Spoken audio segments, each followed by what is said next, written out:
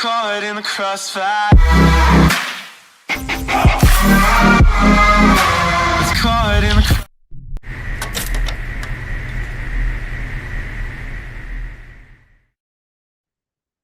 हाँ जी दोस्तों, क्या हाल चाल है आप सभी के।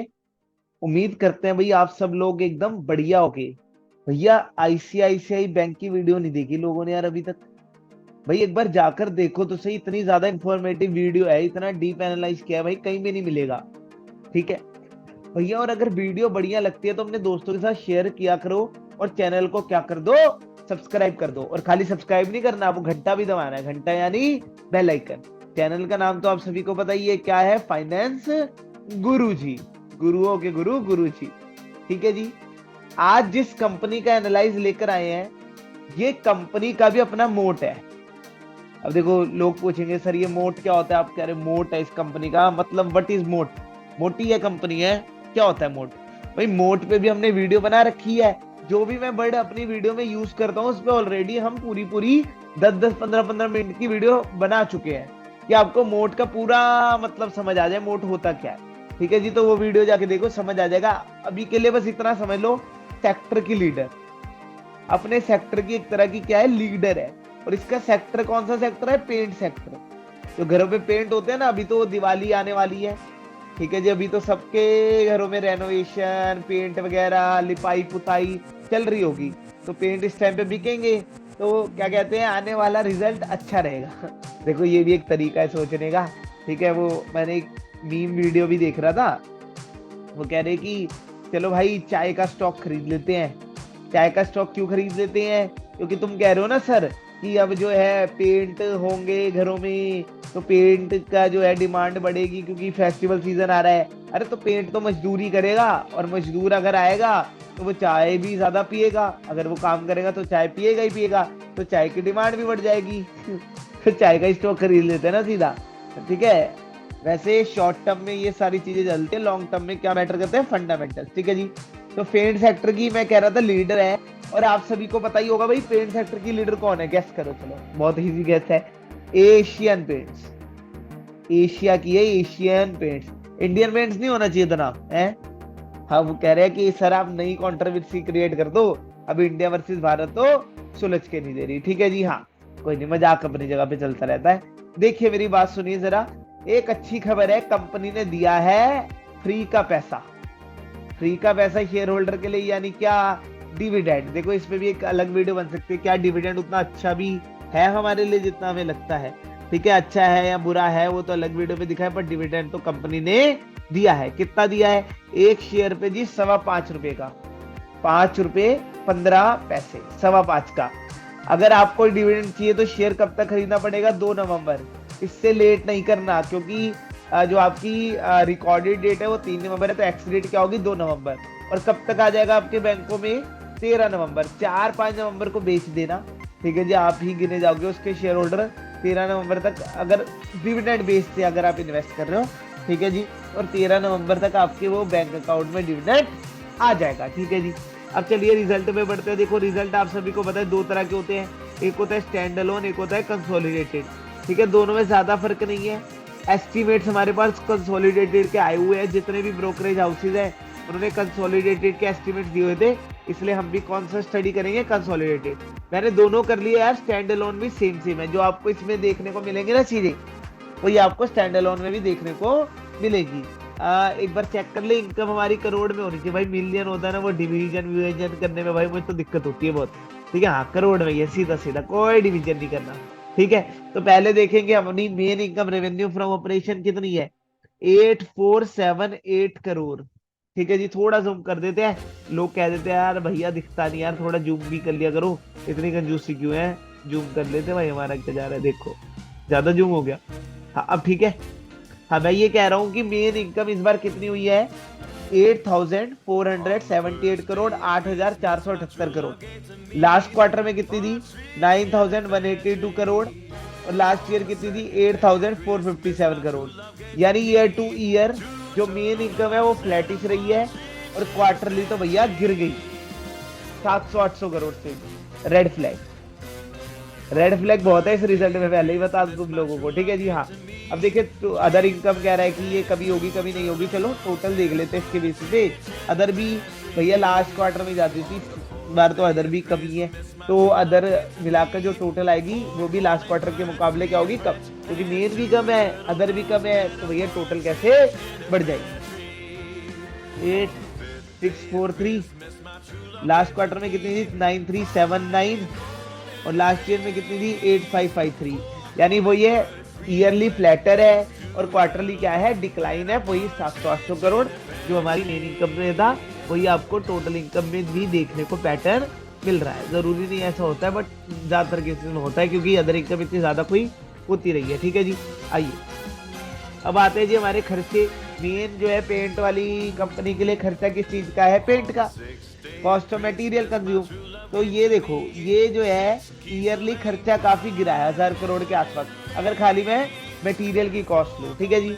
और क्वार्टरली 100 करोड़ के आसपास गिरा है, यानी क्वार्टरली खर्चों में भी कोई इतनी गिरावट नहीं है, यानी कि क्वार्टरली इनकम में तो है ही डिक्लाइन, खर्चों में भी कोई इतनी आप जो है कंट्रोल नहीं कर सके, तो सीधी सीधी बात यह है कि प्रॉफिट आपका क्वार्टरली गिरेगा ही गिरेगा। बट ईयरली एक तो आपकी इनकम भी बहुत बढ़ गई है, दूसरा आपने खर्चों पे भी बहुत कंट्रोल कर लिया है, दोनों पॉजिटिव चीज हो गई है, ये भी पॉजिटिव ये भी पॉजिटिव, तो नेट प्रॉफिट क्या आएगा, बहुत ज्यादा आएगा, बहुत ज्यादा ईयरली। ठीक है, देख लेते हैं एक बार वैल्यूज। हाँ देखिए क्वार्टरली अगर देखा जाए तो 2104 से हो गया 1650, यानी कि वही 500 करोड़ के आसपास की डिक्लाइन, वो मैंने रीजन आपको बता ही दिया था।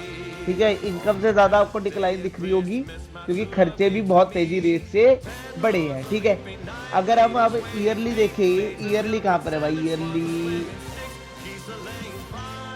ईयरली कहाँ गया, अरे भैया दिखा दो अपना रूट ईयरली वालों, ये रहा ना, पता नहीं भैया मेरा भी कहाँ ध्यान चल रहा है। ठीक है जी, हाँ तो ये जो है ईयरली अपना वन, कुछ गलती हो रही है, हाँ है ईयरली वाला,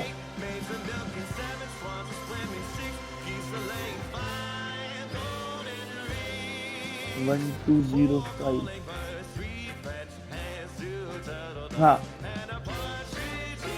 तो ईयरली काफी ज्यादा बड़ा है, 1205 हो गया है कहाँ से, 782 करोड़ से, यानी ईयरली काफी इंप्रूवमेंट है। पर क्वार्टरली आपके जो है नेट प्रॉफिट में क्या है, गिरावट है। वो तो मैंने आपका खर्चा और उसका पैटर्न देख के ही बोल दिया था ऐसा होने वाला है।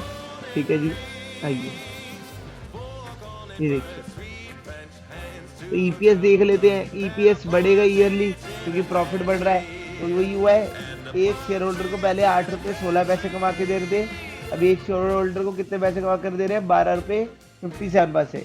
ठीक है जी, और जो कि लास्ट क्वार्टर पे, अब क्वार्टर लिख रहा है, 16 रुपए से आपने कितने पैसे कमा कर देना स्टार्ट कर दिया, 12 रुपये 50 पैसे आसपास। ठीक है जी, तो आपने जो है थोड़ा तो शेयर होल्डर की कमाई को डैमेज पहुंचाया है। ठीक है जी, आइए